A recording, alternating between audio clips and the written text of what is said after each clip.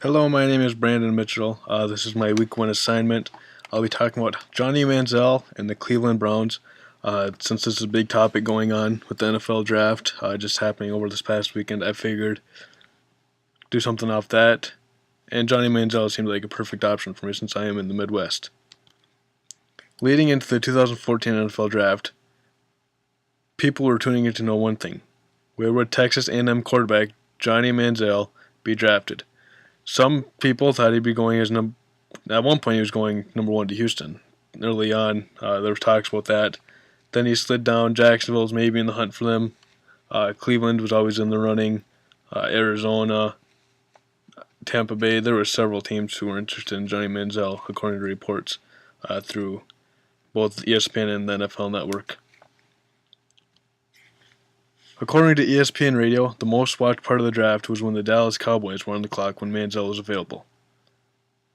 The reason why this was the most watched part of the draft is because about a week, 2 weeks ago, one of the people on ESPN was talking about how there was interest in the Cowboys camp about Johnny Manziel, despite the fact that the Cowboys had Tony Romo, who they just signed to a massive contract earlier this offseason. But Jerry Jones, the Cowboys owner, well, he can't help himself but get big name players like Johnny Manziel. The Cowboys ultimately went a different direction, but like I said, with how Jerry Jones loves the big names and how easily marketable Manziel is, Jerry Jones and Johnny Manziel seemed like a match made in heaven. However, the Cleveland Browns, who had a pick early in the draft and went with Justin Gilbert, a cornerback from Oklahoma State, with their first pick, decided to take Manziel with their second pick in the first round, the 22nd overall. They took Johnny Manziel. They traded up 4 spots to get him. So what marketing tools could they use with Manziel?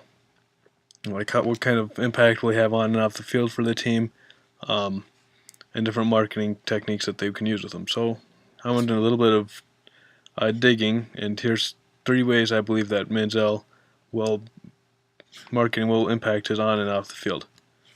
First, when they drafted him, this was one question that had been asked in the Browns front office: how will Manziel impact ticket sales?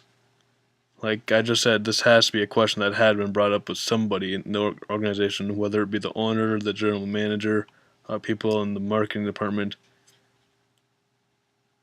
One thing with Manziel, even though he's a big he was a big national headline in college football, he was played in the SEC, the SEC's Southern Eastern Conference, and Ohio is Big Ten country, which is Michigan, Michigan State, Ohio State, so the Midwestern schools. So, despite the fact that Manziel was from the SEC, how will the ticket sales hold up? Will they able to sell tickets? Turns out yes. Within a day of the draft, the Browns sold over 1,000 season tickets. How will Johnny be recognized in public? Now, this is something that does have to do with marketing. Some people are, which my next slide will talk about, are comparing Johnny football to LeBron James. However, football is different than basketball with player recognition. Basketball players don't wear helmets. They might have a mask, but they're usually see-through, so you can always see their face when they're on television.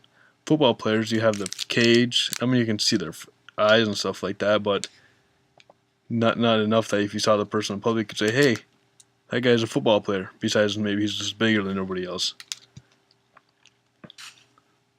Like I just said, there are a lot of people out there comparing Johnny to LeBron James and saying that Johnny will be easier to market in Cleveland. I disagree with that. LeBron was from Cleveland, and like I just said, basketball players are more recognizable, and the fact that Johnny came from the SEC.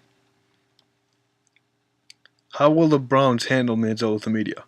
Again, this is another marketing question that's not really a marketing direct question, but the way that they handle it determines how easily marketable he will be. This is not only a question, though, that'll determine his marketing, but how good he will be on the field. Manziel is used to being in the spotlight, and let's just deal with it. Last offseason, he was always on ESPN because he was at a Padres game or a Texas Rangers game or any baseball game. You've seen at basketball games, and there's a lot of people who were talking about his work ethic because, well, He wasn't working. He was at the games. Another one name that really sticks out to me when talking about Johnny Manziel is Tim Tebow. First off, I love Tim Tebow. I think he's a great athlete. Unfortunately, it didn't work out for him in the NFL. But he was one of the best college, if not the best college football quarterback of all time. So if anybody knows about the spotlight, it's Tim Tebow. Another quarterback though is Ryan Leaf. Leaf and Tebow were talked about a lot leading up to their respective drafts, and both couldn't handle the pressure. Tebow, I was only 8 or 9 when the whole Ryan Leaf thing went down, so I'm not quite sure exactly on all the details on that one. So I'll speak more on Tebow. Tebow, great work ethic, great guy. People wanted to be around him, but he just wasn't good enough to play in the league. He was easily marketable. The Tebowing, whatever you want, I call it praying. People call it Tebowing. Whatever you want to call it, that was easy to market. A couple books written about him. The guy was just easily marketable.